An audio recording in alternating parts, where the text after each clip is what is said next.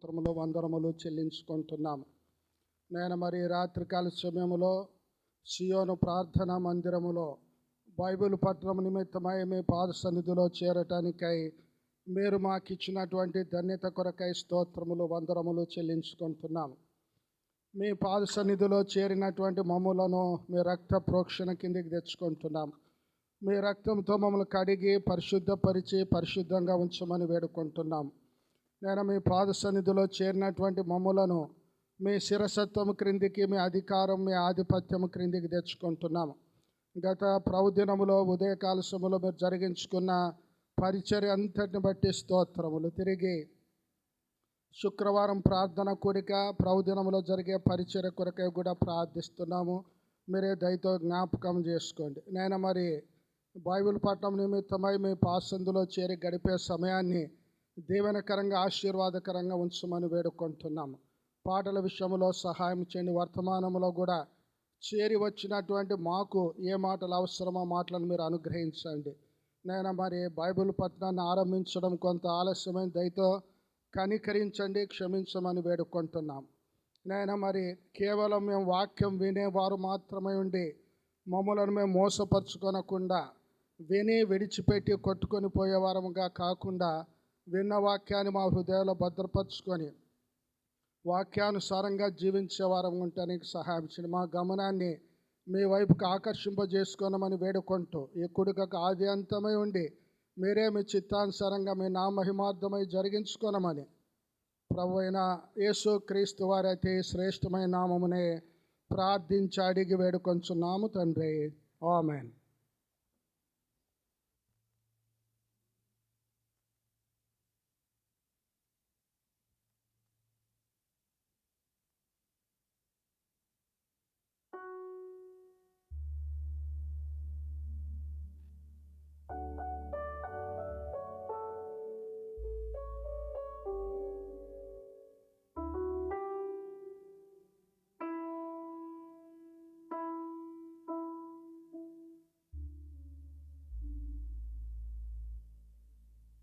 పాట సంఖ్య 666, పాత పాటల పుస్తకంలో 651, song number 666, old song book 651.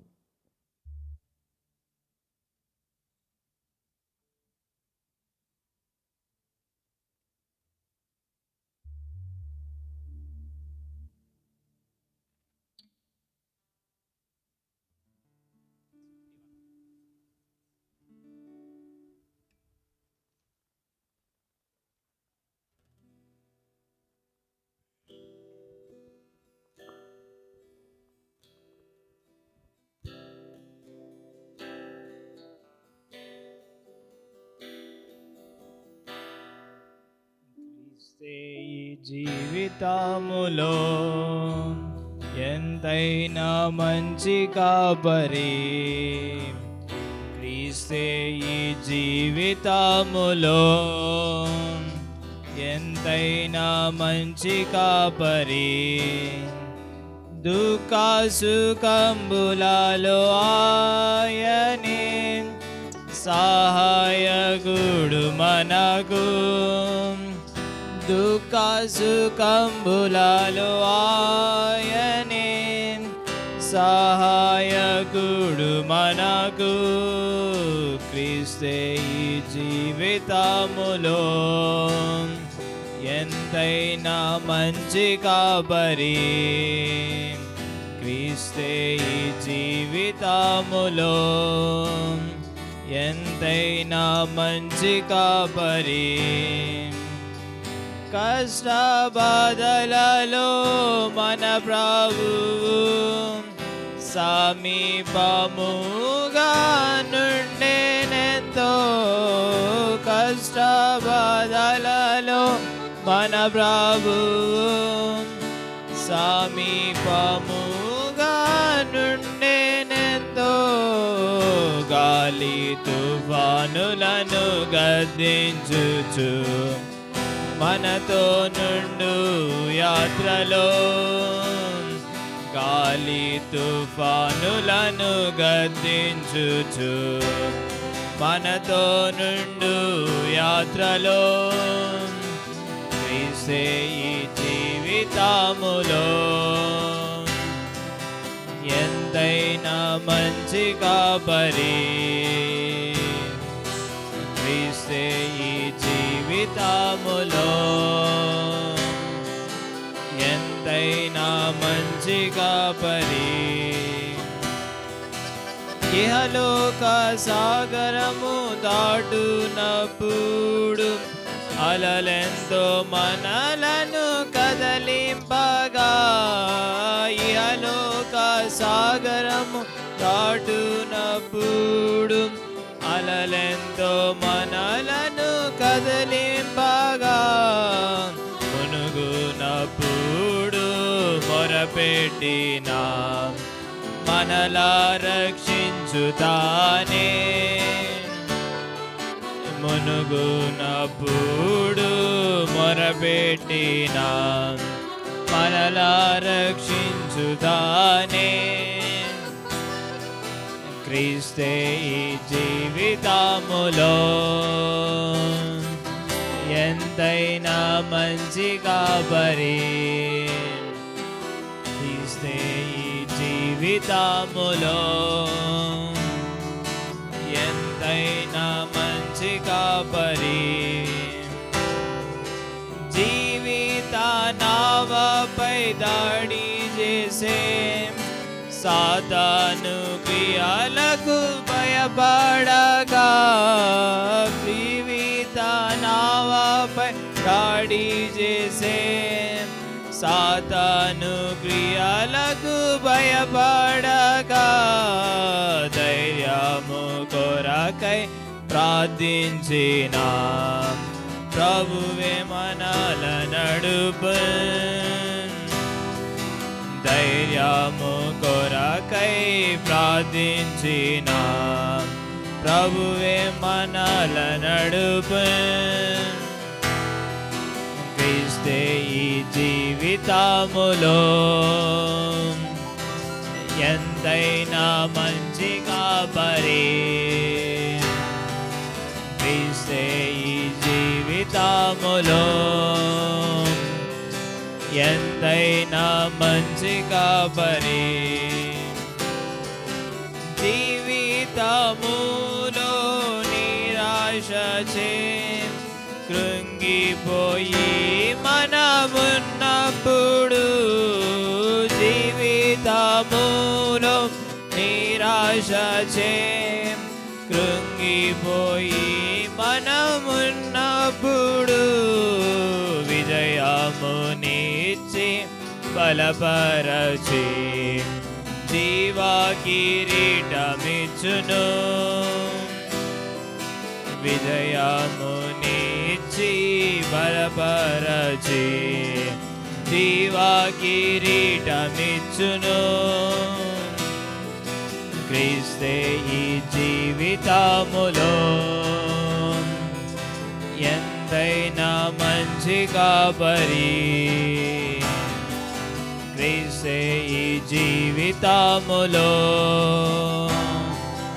ఎంతైనా మంచి కాపరి. యేసు ప్రభువే మన దుర్గము, ఆయన యందే నిలచినచో, యేసు ప్రభువే మన దుర్గము, ఆయన యందే నిలచినచో, నిశ్చయముగా జయింతుము, ఓడిపోవును శత్రువు, నిశ్చయముగా జయింతుము, ఓడిపోవును శత్రువు. క్రీస్తే ఈ జీవితములో ఎంతైనా మంచి కాపరి, క్రీస్తే ఈ జీవితములో ఎంతైనా మంచి కాపరి.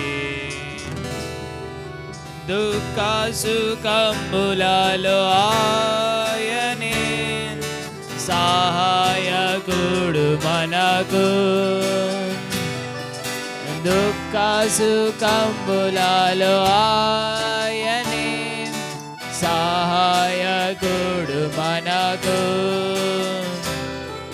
క్రీస్తే ఈ జీవితములో ఎంతైనా మంచి కాపరి. క్రీస్తే ఈ జీవితములో ఎంతైనా మంచి కాపరి.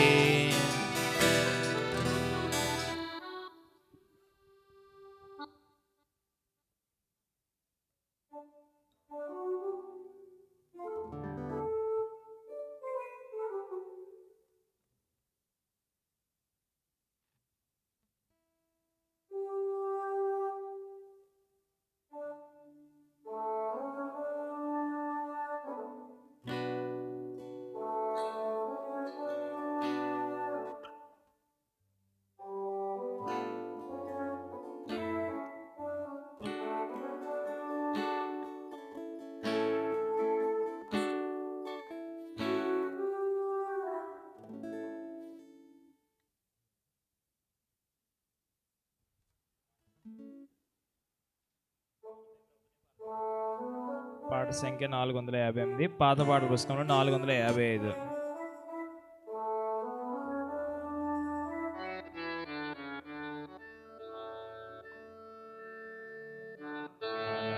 ప్రభుని పరలోక గృహము తానే వసించును దానియందు. మనమే ప్రభుని పరలోక గృహము తానే వసించును దానియందు. ఎంత సుందరమో ప్రభుని గృహము, ఎంత సుందరమో ప్రభుని గృహము. నలుదిక్కుల నుండి కూర్చెనుగా, నలుదిక్కుల నుండి కూర్చెనుగా. ఏక శరీరము రక్తబంధము చే, ఏక శరీరము రక్తబంధము చే. వేలది భాషల నుండి నను, వేలది భాషల నుండి నను. మనమే ప్రభుని పరలోక గృహము తానే వసించును దానియందు. మనమే ప్రభుని పరలోక గృహము తానే వసించును దానియందు. ఒకను తన వ్యక్తిగమము చేసే, ఒకను తన వ్యక్తిగమము చేసే. పరమ గృహమునకు చెందితిమి, పరమ గృహమునకు చెందితిమి. ఐక్యతతో స్థిరముగా నమర్చబడి, ఐక్యతతో స్థిరముగా నమర్చబడి. దేవుని గుడారముగా నైతిమి, దేవుని గుడారముగా నైతిమి. మనమే ప్రభుని పరలోక గృహము తానే వసించును దానియందు. మనమే ప్రభుని పరలోక గృహము తానే వసించును దానియందు. నల్లని తెల్లని వారని లేదు, నల్లని తెల్లని వారని లేదు. ధనికులు దరిద్రులనియు లేదు, ధనికులు దరిద్రులనియు లేదు. పామరులని జ్ఞానులనియు లేదు, పామరులని జ్ఞానులనియు లేదు. యేసు ప్రభువే సర్వముగా, యేసు ప్రభువే సర్వముగా. మనమే ప్రభుని పరలోక పరలోక గృహము తానే వసించును దానియందు. మనమే ప్రభుని పరలోక గృహము తానే వసించును దానియందు. ప్రభుని గృహమున కలహము లేదు, ప్రభుని గృహమున కలహము లేదు, ఈశ కపట భేదము లేదు, ఈశ కపట భేదము లేదు. శాంతి ఆనందము నిజ ప్రేమయుండును, శాంతి ఆనందము నిజ ప్రేమయుండును. నేర్పుతో నడుపును మన ప్రభువే, నేర్పుతో నడుపును మన ప్రభువే. మనమే ప్రభుని పరలోక గృహము తానే వసించును దానియందు. మనమే ప్రభుని పరలోక గృహము తానే వసించును దానియందు. ప్రభుని గృహము ఈ ధరయందున్నది, ప్రభుని గృహము ఈ ధరయందున్నది. తన దాసులకధికారమిచ్చే, తన దాసులకధికారమిచ్చే. ప్రతివానికి వాని పని నియమించే, ప్రతివానికి వాని పని నియమించే. కావలియుండుము మెలగువతో, కావలియుండుము మెలగువతో. మనమే ప్రభుని పరలోక గృహము తానే వసించును దానియందు. మనమే ప్రభుని పరలోక గృహము తానే వసించును దానియందు. దృఢ విశ్వాసం మదినందుంచి, దృఢ విశ్వాసము మదినందుంచి. విజయుల యాత్రలో సాగెదము, విజయుల యాత్రలో సాగెదము. ఆదర్శులమై ఈ జగమందున, ఆదర్శులమై ఈ జగమందున. బుద్ధిగా శత్రువు నోడింతుము, బుద్ధిగా శత్రువు నోడింతుము. మనమే ప్రభుని పరలోక గృహము తానే వసించును దానియందు. మనమే ప్రభుని పరలోక గృహము తానే వసించును దానియందు. ప్రియుని దినము సమీపించుచున్నది, ప్రియుని దినము సమీపించుచున్నది. చెప్పెను మేల్కొని ఉండుమని, చెప్పెను మేల్కొని ఉండుమని. విశ్వాసయోగ్యులముగా జీవించి, విశ్వాసయోగ్యులముగా జీవించి. ఓరిమితో విచియుండెదము, ఓరిమితో విచియుండెదము. మనమే ప్రభుని పరలోక గృహము తానే వసించును దానియందు.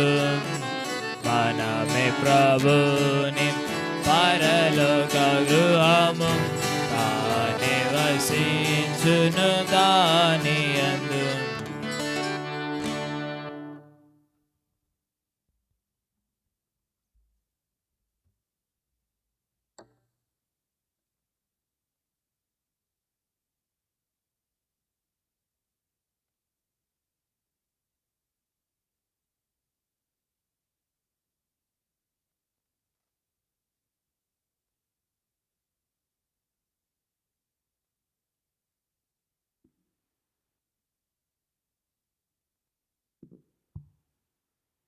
బైబిల్ పఠనము నిమిత్తమై మత్తయి సువార్త 14వ అధ్యాయం. మత్తయి సువార్త 14వ అధ్యాయము 22వ వచనము నుంచి 33వ వచనం వరకు మార్చి చదువుకుందాము. మత్తయి సువార్త 14వ అధ్యాయము 22వ వచనము నుంచి. వెంటనే ఆ జన సమూహములను తాను పంపివేయనంతలో తన శిష్యులు దోణి ఎక్కి తనకంటే ముందుగా అద్దరికి వెళ్ళవలనని ఆయన వారిని బలవంతము చేశాను. మార్చి చదువుకుందాం. కొండ ఎక్కిపోయి సాయంకాలం అయినప్పుడు ఒంటరిగా ఉండెను. అప్పటికా దోణి దరికి దూరముగా నుండగా గాలి ఎదురైనందున అలల వలన కొట్టబడుచుండెను. జామున నడుచుచు వారి యొద్దకు వచ్చాను. ఆయన సముద్రం మీద నడుచుట శిష్యులు చూచి తొందరపడి భూతమని చెప్పుకొని భయము చేత కేకలు వేసిరి. ధైర్యం తెచ్చుకునుడి, నేనే భయపడకూడని వారితో చెప్పగా, పేతురు, ప్రభువా, నీవే అయితే నీళ్ల మీద నడిచి నీ యొద్దకు వచ్చుటకు నాకు సెలవిమ్మని ఆయనతో నేను. పేతురు దోణి దిగి యేసుని వద్దకు వెళ్ళుటకు నీళ్ల మీద నడిచనగానే గాలిని చూచి భయపడి మునిగిపోసాగి,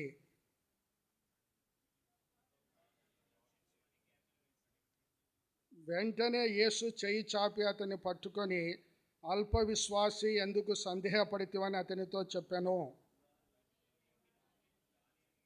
అంతటా దోణిలోనున్న వారు వచ్చి, నీవు నిజముగా దేవుని కుమారుడవని చెప్పి ఆయనకు మ్రొక్కిరి. దేవుని సహాయం కొరకై ప్రార్థన చేసుకుందాం.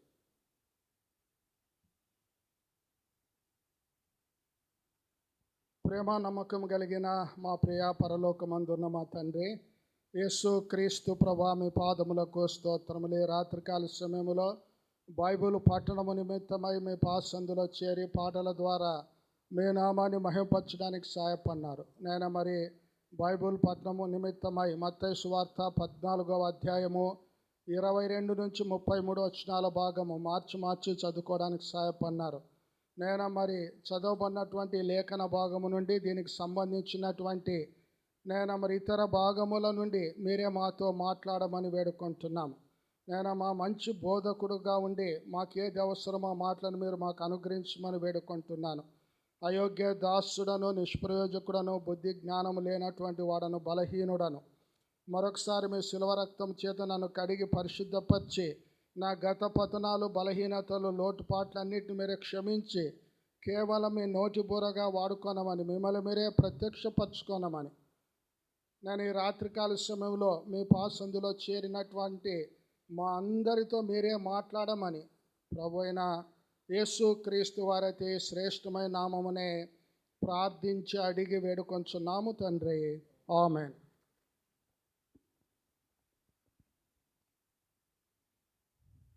మత్తయి సువార్త 14వ అధ్యాయం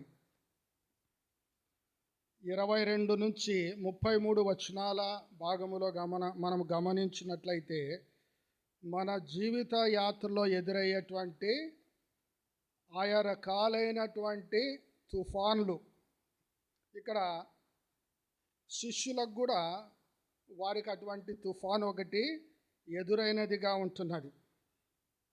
సో ఈ భాగము నుంచి దేవుని యొక్క ఆత్మ, పరిశుద్ధాత్మ దేవుని ప్రజలమైనటువంటి మనకు అనేకమైనటువంటి సంగతులను నేర్పించేదిగా ఉంటున్నది. ఇక్కడ ఈ భాగంలో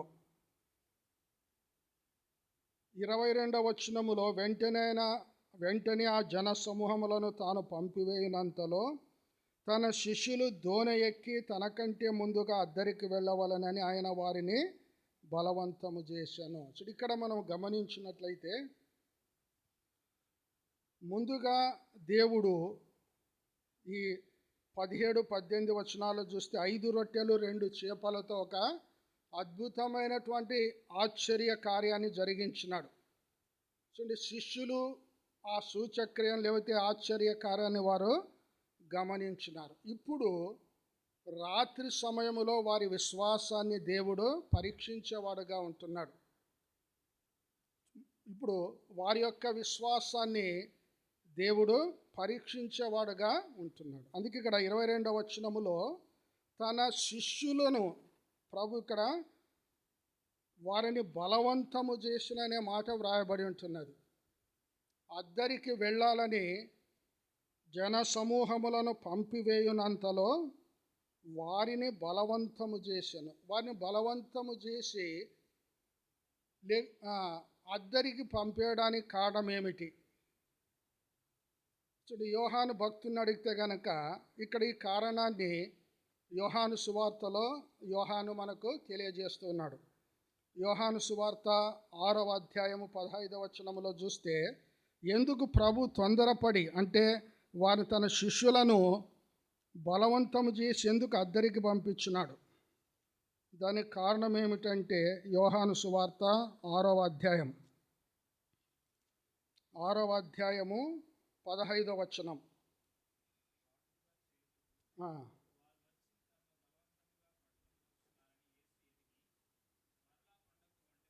రాజుగా చేయుటకు వారు వచ్చి తన్ను బలవంతముగా పట్టుకొనబోచున్నారని యేసు ఎరిగి.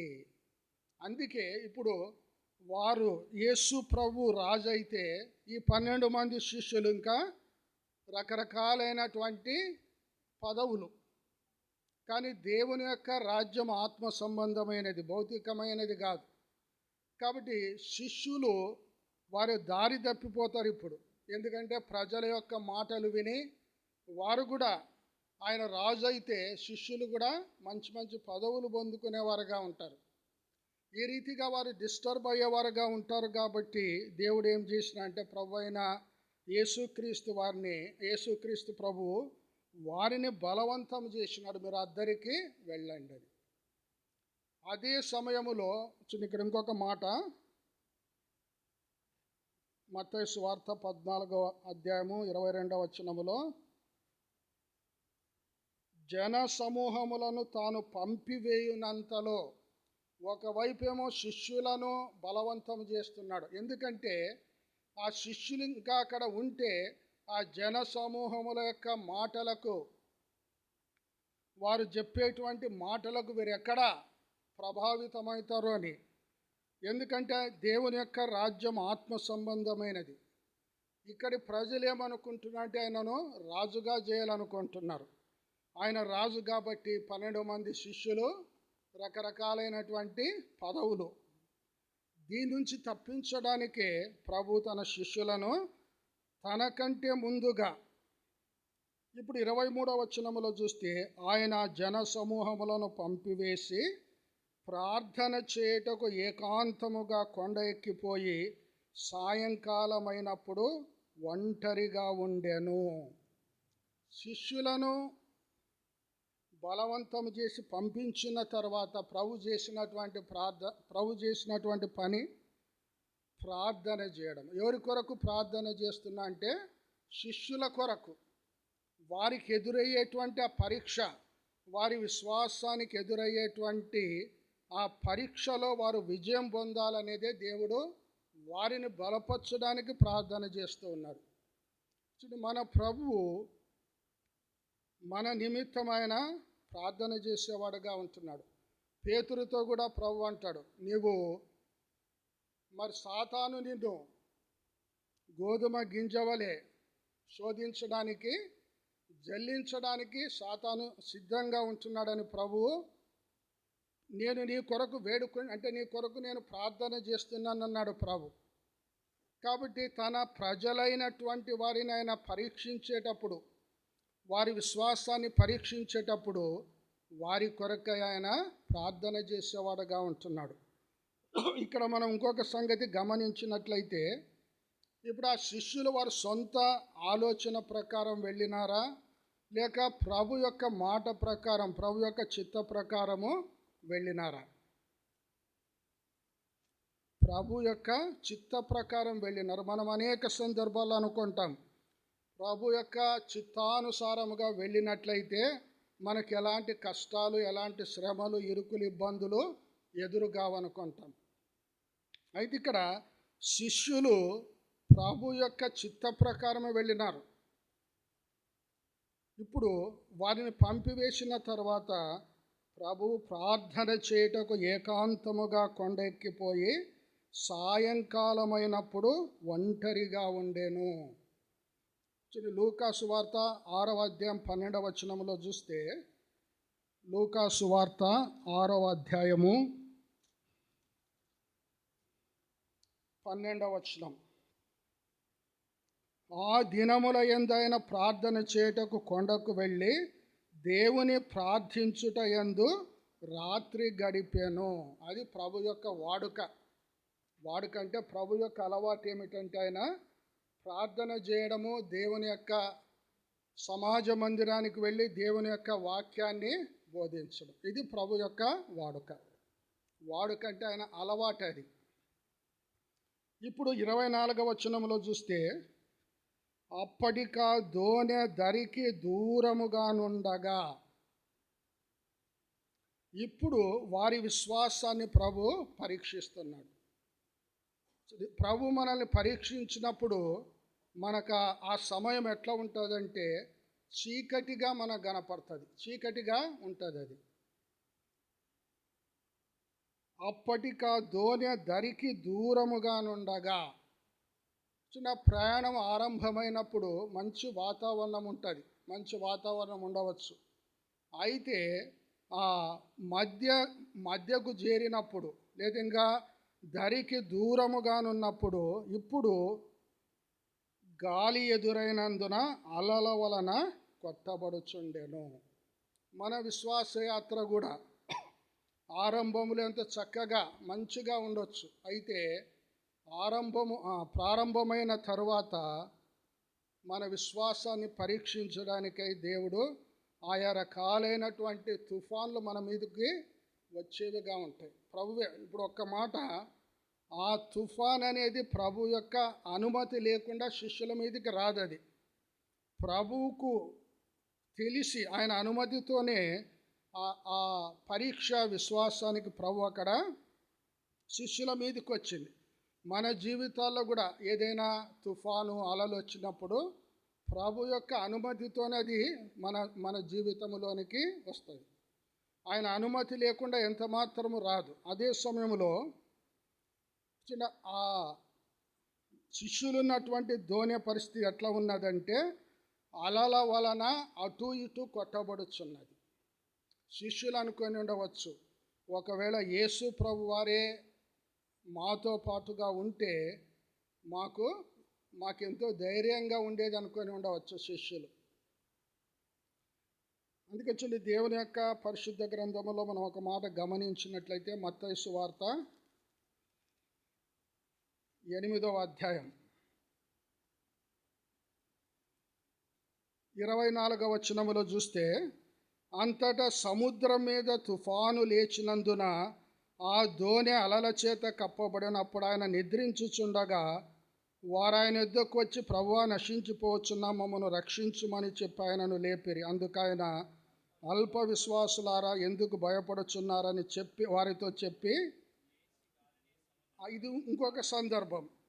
ఈ సందర్భంలో శిష్యులతో పాటు ప్రభు కూడా దోణిలో ఉంటున్నాడు. ఆ దోణి అమరమున అంటే క్రింది భాగములో ఆయన పడుకొని ఉంటున్నాడు. ఇప్పుడు ఆ దోణి మీదికి తుఫాన్ రేగింది, అలలు రేగుతూ ఉన్నాయి. మనకి ఇక్కడ ఆశ్చర్యం కలిగించవచ్చు. ప్రభు ఉన్నటువంటి దోణి మీదకే తుఫాన్లు రావాలా అంటే వస్తాయి. అదే సమయంలో యోహాను సువార్త 12వ అధ్యాయం 3వ వచనంలో యేసు ప్రేమించిన శిష్యుడు రోగి అయి ఉండేననే మాట అక్కడ ఒక మాట కనపడుతుంది. కాబట్టి ఈ భాగంలో మనం గమనించినట్లయితే ఆ సందర్భంలో ప్రభు వారితో పాటుగా ఉన్నాడు, ఆ గాలిని తుఫాను నిమ్మడపరిచినాడు. ఇప్పుడు చూస్తే ఈ సందర్భంలో ప్రభు వారితో పాటుగా లేడు. శిష్యులు ఎంతో భయాక్రాంతులై ఉంటారు. చూడండి, ఇక్కడ ఇంకొక మాట మనం గమనించినట్లయితే, అప్పటికా దోణె దరికి దూరముగా నుండగా గాలి ఎదురైనందున అలల వలన కొట్టబడుచుండెను. వారు ప్రభు చిత్తానుసారంగానే బయలుదేరి వెళ్ళిపోయినారు. ఇప్పుడు వారికి శ్రమ ఎదురైనదిగా ఉంటున్నది. ప్రభువుకు తెలుసు అందుకే చూడండి, మార్క్స్ వార్తలో కూడా మనం ఒక మాట గమనించినట్లయితే, మార్క్స్ వార్త 6వ అధ్యాయం.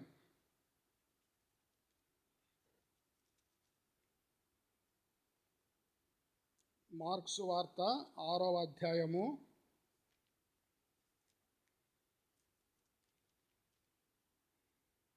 45వ వచనం.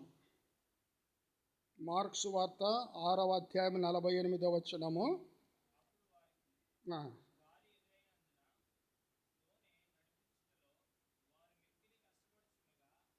ఆయన చూచి, చూడండి, మిక్కిలి కష్టపడుచుండగా, ఎవరు చూడకపోయినా మన జీవితాల్లో ఎదురయ్యేటువంటి తుఫాన్లలో, మన జీవిత నావ మీదకి వచ్చేటువంటి అలలు వచ్చినప్పుడు ఎవరు చూడకపోయినా మన ప్రభు మనల్ని చూస్తూ ఉన్నాడు. ఆయన చూచి అనే మాట అక్కడ వ్రాయబడి ఉంటున్నది. ఇది అటువంటి అలల చేత కొట్టబడుతున్నటువంటి అటువంటి పరిస్థితుల్లో ఉన్నటువంటి మనకు ఇది ఎంతో ధైర్యాన్ని ఇచ్చేదిగా ఉంటున్నది. ఆయన చూచే దేవుడు ఆయన. అంటే ఆ సముద్రములో శిష్యుల పరిస్థితి అంతా ఆయనకు తెలుసు. వారు ఎటువంటి పరిస్థితుల్లో ఉన్నారు, ఎటువంటి శ్రమ గుండా వెళుతున్నారు. ఆ శ్రమలో వెళుతున్నప్పుడు వారి హృదయం ఎట్లా ఉన్నది, హృదయంలో ఆలోచనలు ఎట్లా ఉన్నాయి, వారి హృదయంలో ఉన్నటువంటి కలవరం ఏమిటి, సమస్తము తెలుసు ప్రభువుకు. అందుకే ఆయన చూచి, ఇప్పుడు ఆయన కలగజేసుకునేటువంటి సమయం ఇప్పుడు వచ్చింది. అంతవరకు వేచి ఉన్నాడు ఆయన. వారి కొరకు ప్రార్థన చేసినాడు, ప్రార్థన చేస్తూ ఉన్నాడు. తర్వాత ఆ సమయం కొరకు వేచి ఉన్నాడు. అంటే ప్రభు ప్రతిదీ కూడా తన సమయములో తాను చక్కగా జరిగించేవాడుగా ఉంటాడు. ఇప్పుడు చూడండి, 25వ వచనములో చూస్తే, రాత్రి 4వ జామున ఆయన సముద్రం మీద నడుచుచు. రాత్రి 4వ జామున. ఇది ప్రభు తన శిష్యులను ధైర్యపరచడానికి ఇప్పుడు 4వ జామున బయలుదేరి వచ్చిన వాడుగా ఉంటున్నాడు. చూడండి, రాత్రి కాలాన్ని 4 జాములుగా విభజించినారు. పగటి కాలాన్ని 4 గడియలుగా, రాత్రి కాలాన్ని 4 జాములుగా, సాయంకాలం 3 గంటల నుంచి సాయంకాలం 6 గంటల నుంచి 9 గంటల వరకు మొదటి జాము, 9 నుంచి 12 గంటల వరకు రెండవ జాము, 12 నుంచి 3 గంటలకు మూడవ జాము, 3 నుంచి తెల్లవారుజామున 6 గంటల మధ్య కాలము 4వ జాము. అంటే ఇప్పుడు తెల్లవారుజామున 3 గంటలు. ఆ 4వ జామున అంటే చూడండి, ఆ రాత్రి ఆ శిష్యులు, ఆ ధోనిలో ఉన్నటువంటి శిష్యులు చూస్తే రాత్రి కాలం అది. మరొక వైపు అలల చేత కొట్టబడుతుంది ఆ దోణె, తుఫాన్ రేగింది. చూడండి, వారి హృదయ స్థితి ఎట్లా ఉంటుందో మనం ఒకసారి ఆలోచించినట్లయితే ఎంతో కలవరముతో నిండుకొని ఉంటుంది, ఎంతో భయముతో నిండుకొని ఉంటుంది. మరొక వైపు అయ్యో యేసు ప్రభు వారు ఇక్కడ లేరే అనేటువంటి ఆలోచన కూడా వాళ్ళకు ఉంటుంది. ఒకవేళ మా రక్షకుడు లేకపోతే మా ప్రభువు మాతో పాటుగా ఉంటే ఈ పరిస్థితులు ఆయన మాకు సహాయపడేవాడు. అయితే మన ప్రభు మనల్ని ఆయన చూచేవాడుగా ఉంటున్నాడు. మన కష్టాన్ని, మన శ్రమను, మన దుఃఖాన్ని ఎవరు చూడకపోయినా, ఒకవేళ ఎవరికి తెలియకపోయినా కూడా ఆయన మాత్రం సమస్తము తెలుసు ఆయనకు. అందుకే ఆయన చూచే దేవుడు. చూడడం మాత్రమే కాదు, ఇప్పుడు వారికి సహాయము చేయడానికై ఆయనే స్వయంగా బయలుదేరి వచ్చిన వాడుగా ఉంటున్నాడు. ఇక్కడ 26వ వచనంలో చూస్తే, ఆయన సముద్రం మీద నడుచుట శిష్యులు చూచి తొందరపడి. ఇప్పుడు ఆయన 4వ జామున సముద్రం మీద నడుచుకుంటూ వచ్చినాడు. శిష్యులు ఎంతో కలవరంతో ఉన్నారు, భయాందోళనలతో ఉన్నారు. వారు ఉన్నటువంటి పరిస్థితి అటువంటిది.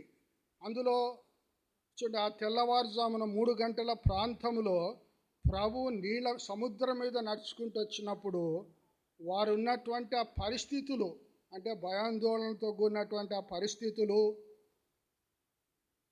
అందుకే ఇక్కడ శిష్యులు చూచి తొందరపడి ఆయన భూతమని చెప్పుకొని భయము చేత కేకలు వేసిరి.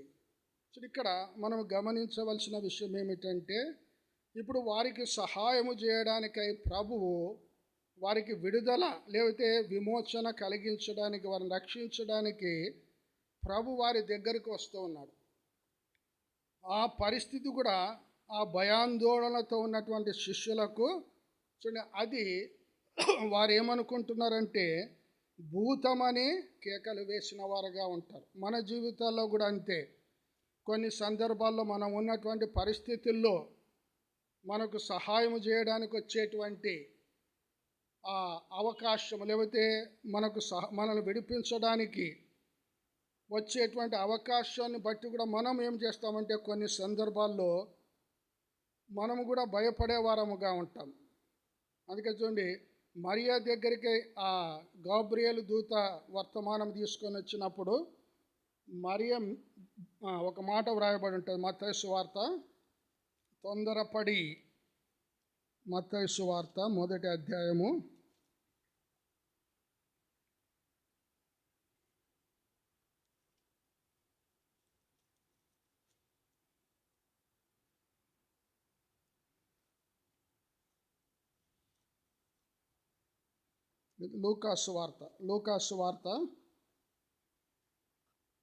29వ వచనంలో చూస్తే 1వ అధ్యాయము 29వ వచనం, ఆమె ఆ మాటకు బహుగా తొందరపడి ఈ శుభవచనం ఏమిటని ఆలోచించుకొనుచుండగా.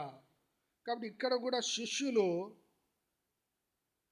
ప్రభువును చూచి వారు భూతమని భయపడి భయము చేత కేకలు వేసిన వారుగా ఉంటున్నారు ఆ రాత్రి సమయంలో.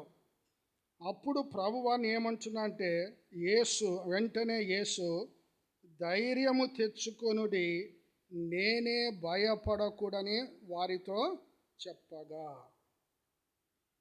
ఇక్కడ ప్రభువును మనం గమనించినట్లయితే అటువంటి భయాందోళనతో నిండి ఉన్నటువంటి శిష్యులను ధైర్యపరుస్తూ ఉన్నాడు ఆయన.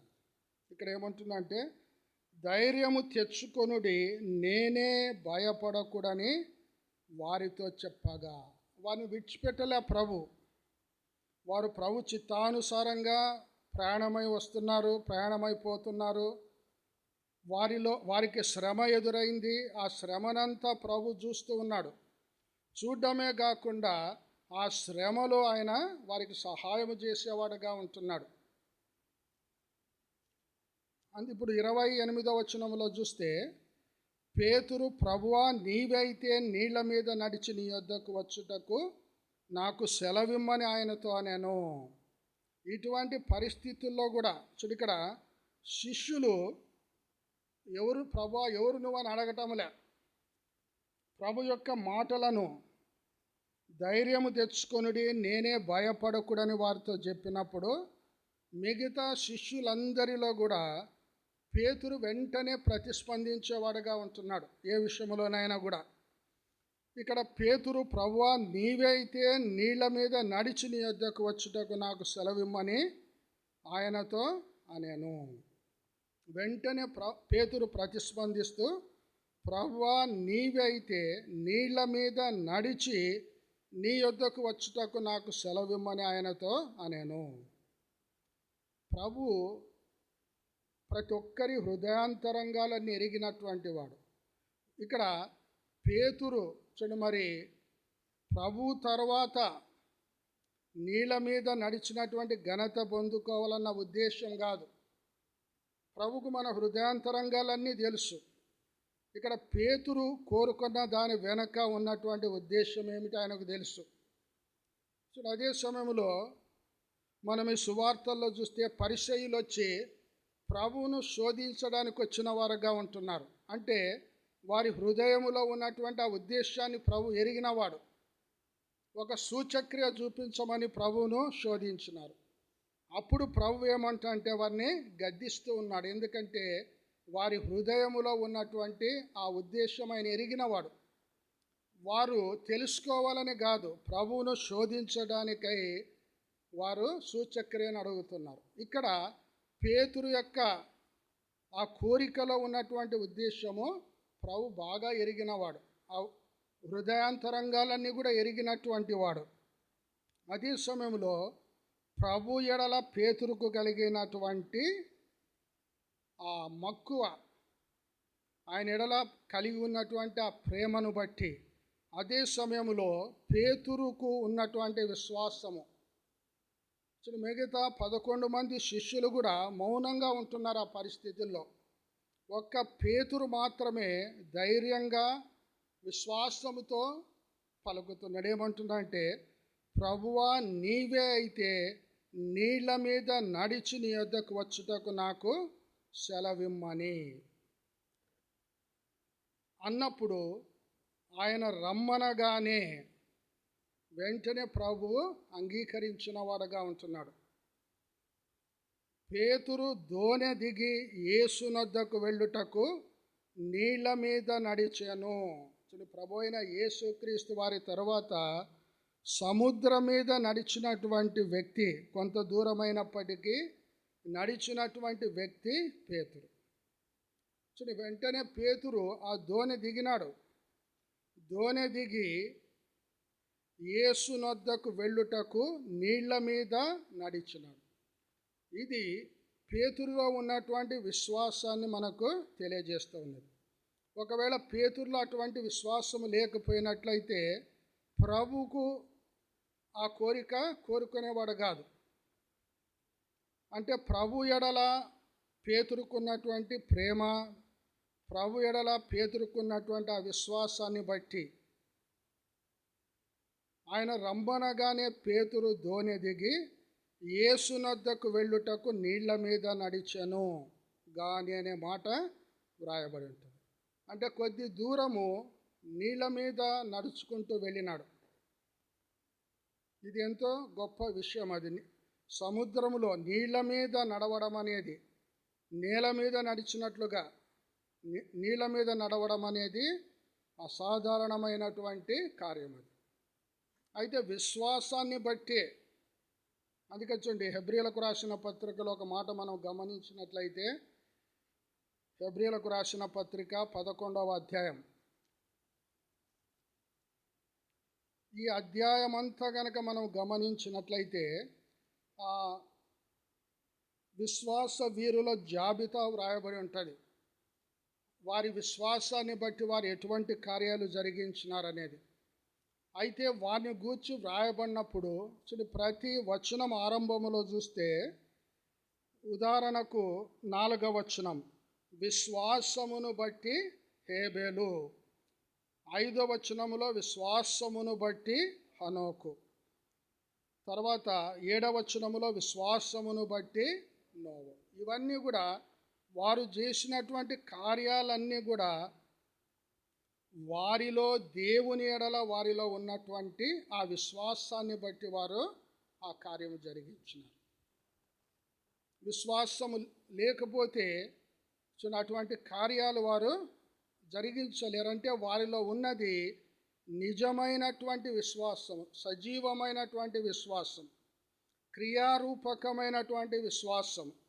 కాబట్టి వారిలో ఉన్నటువంటి ఆ విశ్వాసము వారి చేత ఏదో ఒక క్రియ చేయించింది.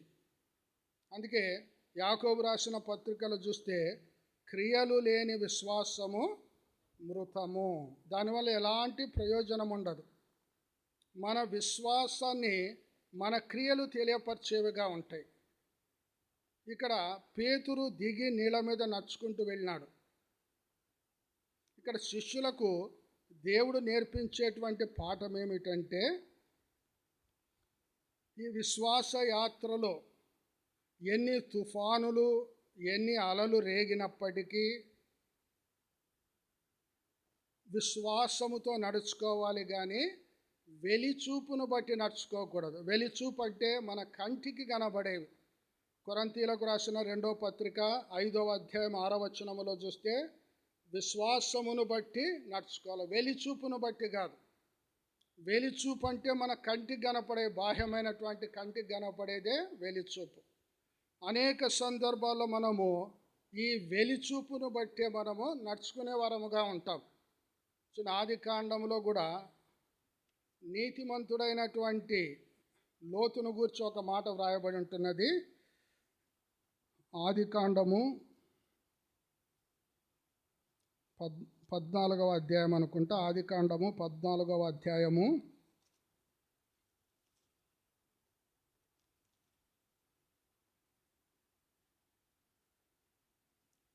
13వ అధ్యాయం. ఆది కాండము 13వ అధ్యాయము 10వ వచనం. లోతు తన కన్నులెత్తి యోర్దాను ప్రాంతమంతటిని చూచెను. కన్నులెత్తి ఆ యోర్దాను ప్రాంతమంతటిని చూచినాడు. చూచినప్పుడు ఎట్లా ఉందంట అది?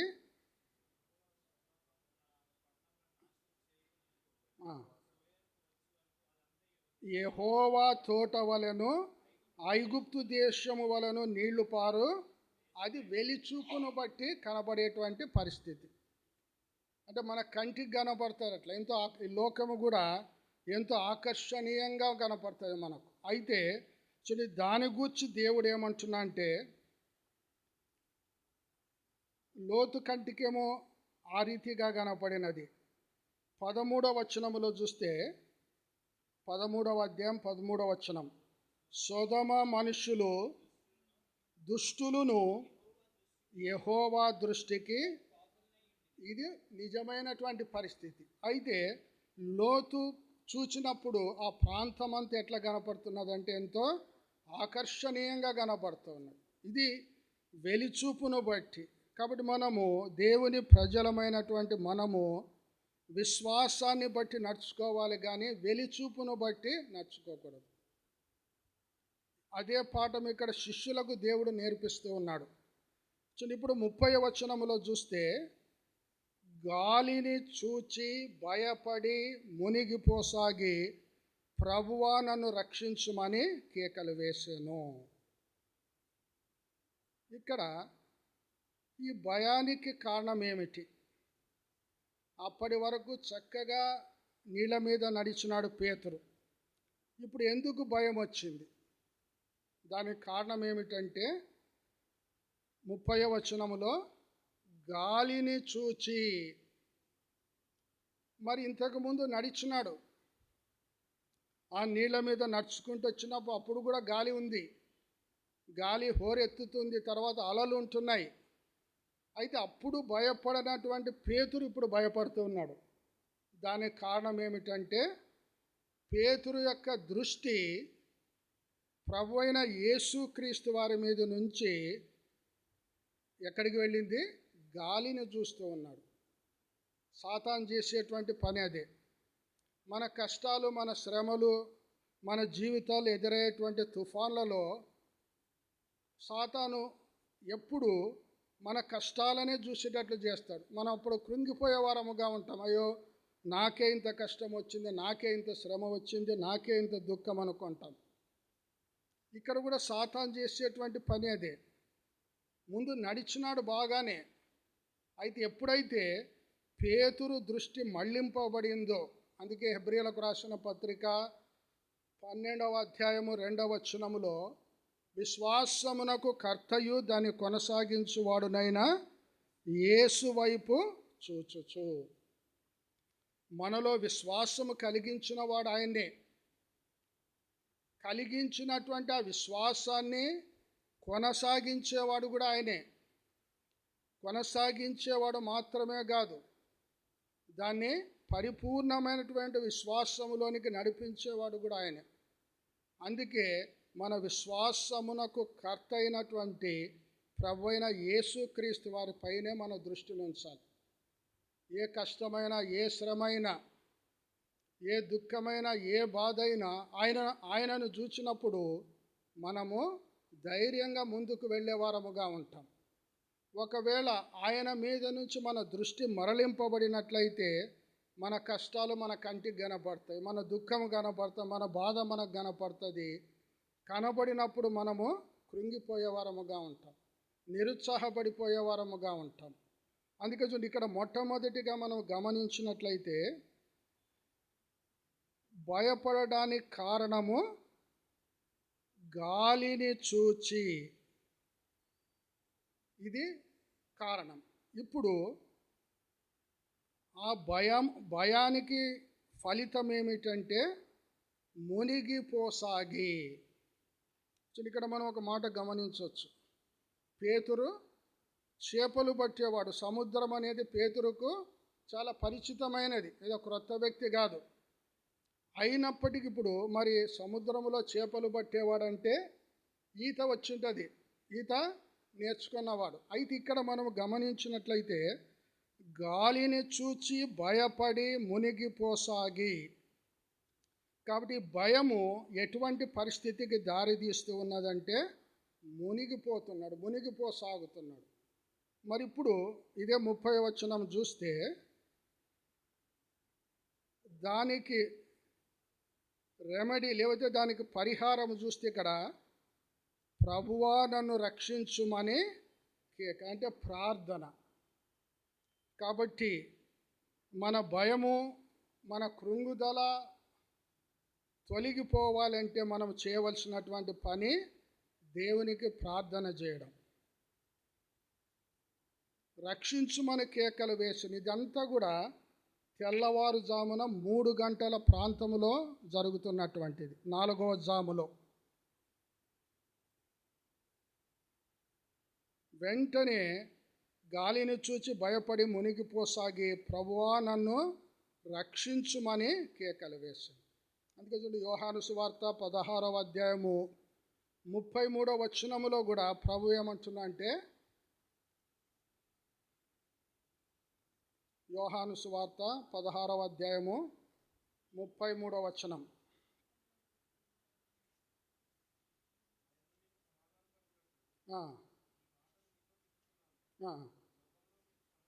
లోకములో మీకు శ్రమ కలుగును, అయినను ధైర్యము తెచ్చుకొనుడి. లోకములో మీకు శ్రమ కలుగుతుంది, శ్రమ కలగదని ప్రభు చెప్పలే. చాలామంది యేసు ప్రభు నమ్ముకుంటే అన్ని కష్టాలు పోతాయి, ఏ శ్రమ ఉండదు, అంత మంచిగా ఉంటుంది అనుకుంటారు. అయితే దేవుని వాక్యము ప్రభు అయిన యేసుక్రీస్తు వారు అపోస్తలులు చెప్పినటువంటి మాట, లోకములో మీకు శ్రమ కలుగుతుంది, శ్రమ కలగదని చెప్పలే. అయితే తర్వాత అయినను ధైర్యము తెచ్చుకొని నేను లోకమును జయించున్నాను.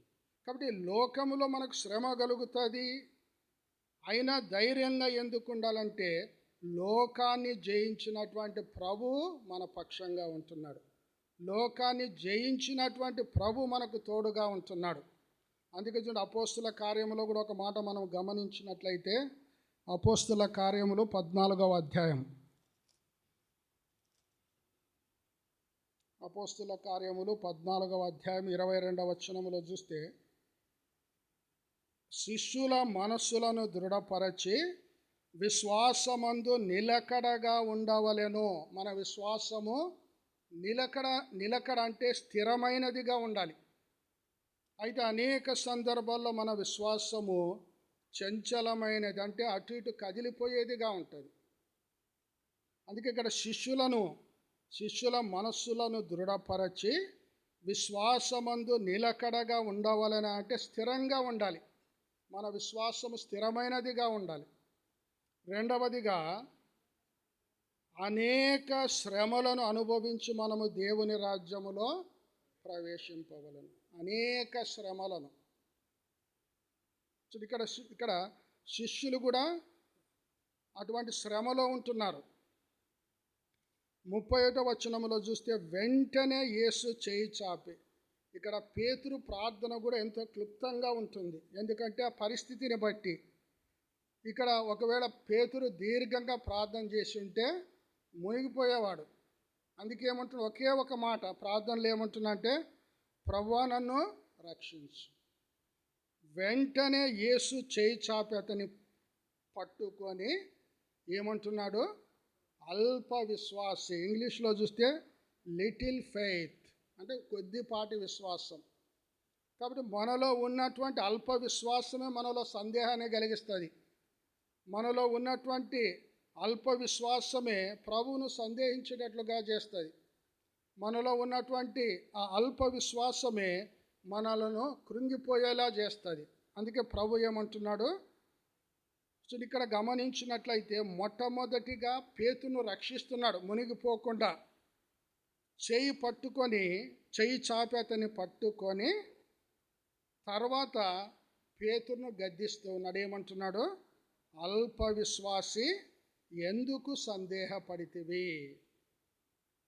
మనలో ఉన్నటువంటి అల్ప విశ్వాసాన్ని బట్టే మనలో అనేకమైనటువంటి సందేహాలు వస్తాయి. సందేహాలు రావడానికి కారణము మనలో ఉన్నటువంటి అల్ప విశ్వాసం.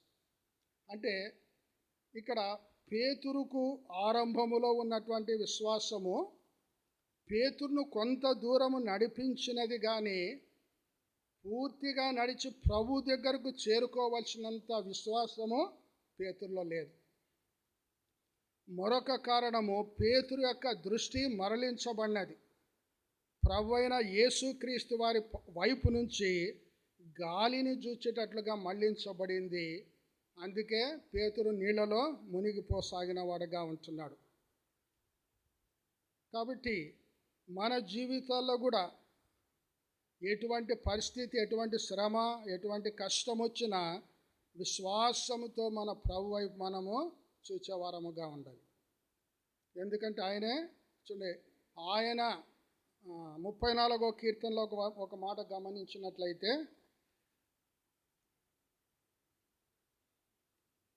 34వ కీర్తన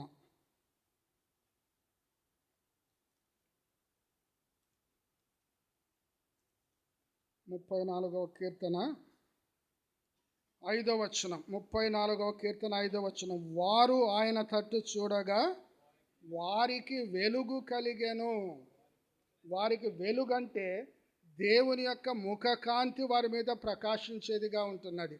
దేవుని యొక్క ముఖకాంతి వారి మీద ప్రకాశిస్తున్నదంటే అది దేవుని యొక్క కరుణను, దేవుని యొక్క కనికరాన్ని తెలియజేస్తున్నది. కాబట్టి ఆయన వైపు చూచినప్పుడే మనకు వెలుగు కలుగుతుంది. వారి ముఖములు ఎన్నడూనూ లజ్జింపకపోవును. కాబట్టి ఇక్కడ పేతురులో అల్ప విశ్వాసాన్ని బట్టి సందేహం వచ్చింది. ఆ సందేహము పేతురును మునిగిపోయేటట్లు చేసింది. సో ఇప్పుడు 32వ వచనంలో చూస్తే, వారు దోణి ఎక్కినప్పుడు గాలి అణిగాను, సమస్తము నిమ్మలపరిచినాడు ప్రభు. సో అప్పటి వరకు ఎంతో భయంకరమైన తుఫాను, అలలు, గాలి రేగుతూ ఉన్నది. ఇప్పుడు సమస్తము నిమ్మలమైపోయింది, సమస్తం ప్రశాంతమైపోయింది. ఆ గాలి ఎక్కడికి పోయిందో, తర్వాత ఆ తుఫాను అణిగిపోయింది, తర్వాత అలలు కూడా మిక్కిలి ప్రశాంతమైపోయింది, నిమ్మలమైపోయినదిగా ఉంటున్నది. ఇప్పుడు అంతటా దోణిలోనున్న వారు వచ్చి, నీవు నిజముగా దేవుని కుమారుడవని చెప్పి ఆయనకు మ్రొక్కిరి. అంటే ఇప్పుడు ఈ శ్రమ మనం గమనించవలసినటువంటి విషయం ఏమిటంటే, శిష్యులు వెళ్ళినటువంటి ఆ పరిస్థితి చివరికి దేవునికి మహిమ కలిగించినదిగా ఉంటున్నది. అంటే మన జీవితాల్లో కలిగేటువంటి తుఫాన్లు, అలలు దేవుని మహిమార్థమై, అంటే వాటి ద్వారా దేవుడు తనకు మహిమ తెచ్చుకునేవాడుగా ఉంటున్నాడు. కాబట్టి మనం చదువుకున్నటువంటి లేఖన భాగములో చాలా నిశ్చయతలు మనకు కనపడతాయి. ఒకటి, ప్రభువే తన చిత్తానుసారంగా వారిని పంపించినవాడు. అదే సమయంలో ప్రభు వారి కొరకు ప్రార్థన చేస్తున్నాడు. మూడవదిగా వారిని చూస్తూ ఉన్నాడు, ఆయన చూచేటువంటి దేవుడు. అదే సమయంలో వారిని చూడడం మాత్రమే కాకుండా వారికి సహాయము చేయడానికై తానే స్వయంగా దిగొచ్చినవాడు, ఆయనే స్వయంగా వచ్చినవాడుగా ఉంటున్నాడు.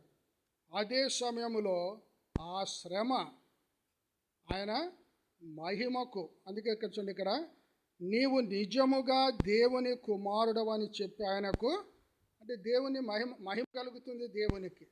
మన జీవితాల్లో వచ్చేటువంటి తుఫాన్లు, అలలు కూడా దేవుని మహిమ కొరకే. అంటే ఆయన వాటిని ఆశ్చర్యకరంగా, అద్భుతకరమైన రీతిలో వాటిని ఆయన పరిష్కరించేవాడుగా ఉంటున్నాడు. ఆయన వాటిని పరిష్కరించినప్పుడు ఆ శ్రమ ద్వారా దేవునికి మహిమ కలిగేదిగా ఉంటున్నది. అందుకే తన ప్రజలైనటువంటి వారిని ఆయన ఆయా రకాలైనటువంటి పరిస్థితుల గుండా తీసుకొని వెళ్ళేవాడుగా ఉంటున్నాడు. చివరిగా ఒక మాట చదువుకుందాం మనము దేవుని యొక్క పరిశుద్ధ గ్రంథములో నుంచి. ఫిలిప్పీలకు రాసిన పత్రిక 4వ అధ్యాయం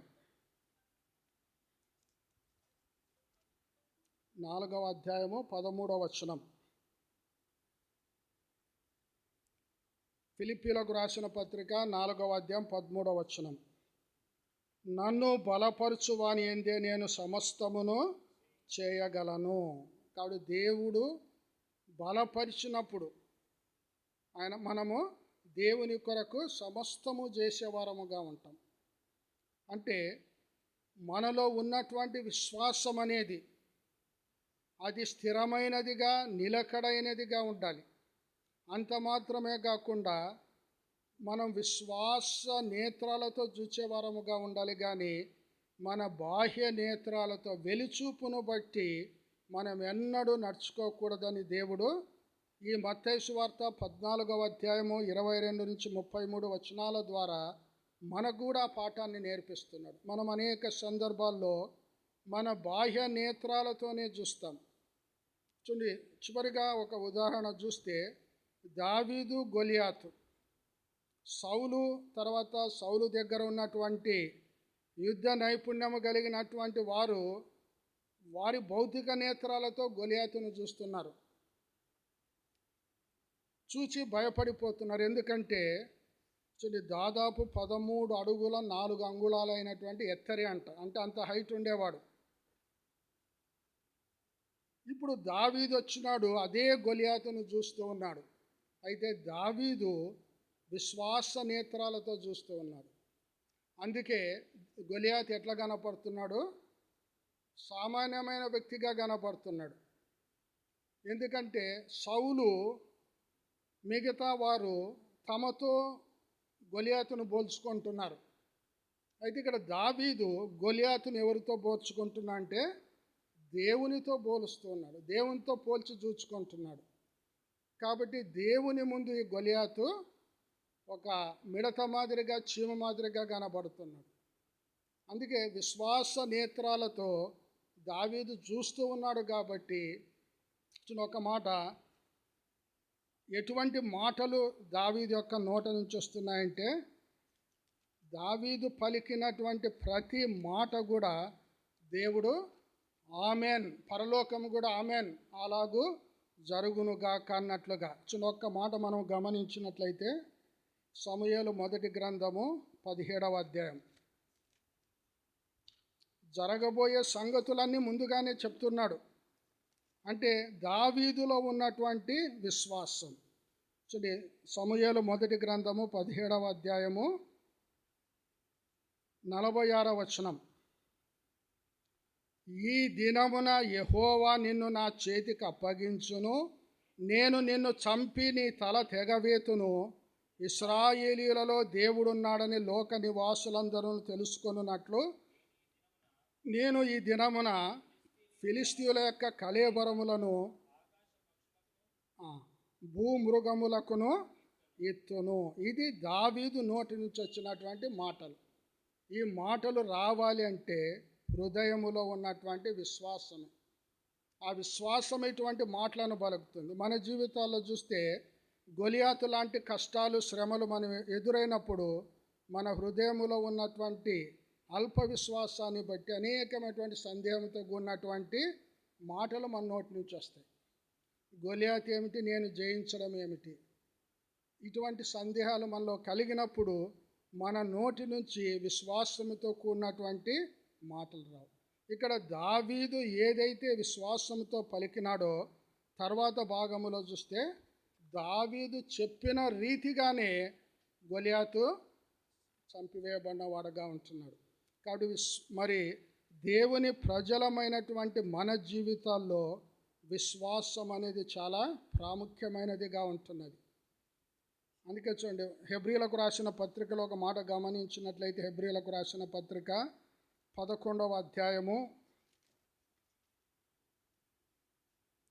33వ వచనం, వారు విశ్వాసము ద్వారా రాజ్యములను జయించిరి, నీతి కార్యములను జరిగించిరి, వాగ్దానములను పొందిరి, సింహముల నోళ్లను మూసిరి, అగ్నిబలమును చల్లార్చిరి, ఖడ్గదారను బలహీనులుగా ఉండి బలపరచబడిరి. ఇవన్నీ కూడా విశ్వాసము ద్వారానే. కాబట్టి ఈ రాత్రికాల సమయంలో మన విశ్వాసం ఏ రీతిగా ఉంటున్నది? మన విశ్వాసం కూడా స్థిరమైనదిగా, కదలనిదిగా ఉండాలని దేవుడు కోరుకుంటున్నాడు. ఆ రీతిగా అట్టి విశ్వాసములోనికి మనల్ని నడిపించడానికి మన జీవితంలో ఆయా రకాలైనటువంటి పరీక్షలు, ఆయా రకాలైనటువంటి తుఫాన్లు అనుమతించేవాడుగా ఉంటున్నాడు. ప్రార్థన చేసుకుందాం.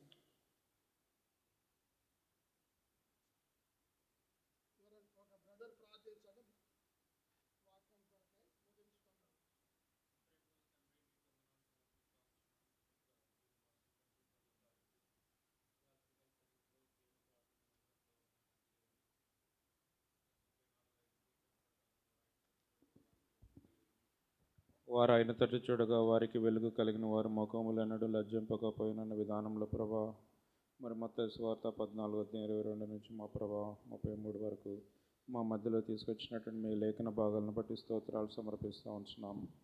నిజంగా నాయన నీవు తండ్రి మరి మీ శిష్యులైన వారి కొరకు ప్రార్థిస్తూ వచ్చినారు, ఏకాంతంగా ప్రార్థిస్తూ వచ్చినారు నాయన. వారిని మరి సముద్రం గుండా వెళ్ళమని చెప్పినారు. వారు నాయన మరి ఆ యొక్క కష్టకాలంలో ఉన్నప్పుడు మీరు చూసిన దేవుడవుగా వెతుక్కుంటా వారి దగ్గరికి వచ్చినప్పుడు వారు భయపడ్డప్పుడు తండ్రి, బి నాట్ ఎఫ్రాయిడ్ అని చెప్పినారు తండ్రి, బి ఆఫ్ గుడ్ చీర్ అని చెప్పినారు నాయన. మీకు వందనాలు సమర్పిస్తూ ఉంటున్నాం. ఆ రీతిగా వారైతే భూతమని భయపడ్డారు, కానీ ప్రభా మిమ్మల్ని మీరు వారికి బయలుపరుచుకుంటూ వచ్చినారు. పేతురు, నువ్వు నిజంగా మరి అయితే నేను కూడా నీళ్ళ మీద నడుస్తా అని అడిగితే వెంటనే కమ్మని చెప్పినారు. ప్రభా మరి తను నడిచేటప్పుడు బాగానే నడిచినాడు. ఎప్పుడైతే తండ్రి మరి తను ఆ యొక్క అలల వైపు చూస్తూ వచ్చినాడో, ఆ గాలి వైపు చూస్తూ వచ్చినాడో, మునిగిపోసాగుతూ వచ్చినాడు. మరి తండ్రి ఎంతో సముద్రం మీద పట్టగలిగినటువంటి వ్యక్తి కూడా ప్రభా మరి లోకాన్ని చూసినప్పుడు తండ్రి ఎంతో మరి మునిగిపోయినాడు, ఏడ్చినాడు. ప్రభా లార్డ్ సేవ్ మీ అన్నాడు తండ్రి. మరి అప్పుడు మీరు వెంటనే నాయన చేయి పట్టుకొని తీసుకొని వచ్చినారు. మీకు వందనాలు ప్రభా. మరి వాళ్ళందరూ కూడా మీరు గాలిని గద్దించినప్పుడు ఈయన నిజంగా దేవుని కుమారుడని ఆయనకు మ్రొక్కినారు. మీకు వందనాలు సమర్పిస్తుంటాను తండ్రి. ఆయన మరి రాత్రిలో ప్రభా మా విశ్వాసాన్ని కూడా వృద్ధి పొందిస్తురండి. మా కనులకున్న పొరలు రాల్చండి, మా మనోనేత్రాలు విశాలపరచండి, మా హృదయాన్ని కూడా ప్రభా విశాలపరచండి. వినగలిగినటువంటి చెవి, గ్రహించగలిగినటువంటి మనసు దయచేస్తురండి తండ్రి. మీ వైపు చూచడం ద్వారా తండ్రి ఎన్నడూ కూడా సిగ్గుపరచబడమని నాయన. మరి నిజంగా ప్రభా మరి దావీదు గొల్లియాతు పరిస్థితి చూసినప్పుడు మరి దావీదు ఎంతగానో భయపడాల్సినటువంటి పరిస్థితి. గొల్లియాతు అంత గొప్పగా భీకరుడుగా ఉంటా ఉన్నాడు. సైన్యం అంతా కూడా, ఇశ్రాయేల్ సైన్యం అంతా కూడా భయపడతా వచ్చింది. అయితే విశ్వాసాన్ని బట్టి నాయన మరి వాడిని తల నరుక్కొని తీసుకొస్తా అని చెప్పినాడు. వాడి దేహాన్ని ఆకాశ పక్షులకు వేస్తా అని చెప్పినాడు. మరి జీవం కలిగినటువంటి దేవుని నామంలో ప్రభా అట్లు చేయగలుగుతూ వచ్చినాడు. మీకు స్తోత్రాలు సమర్పిస్తూ ఉంటున్నాం తండ్రి.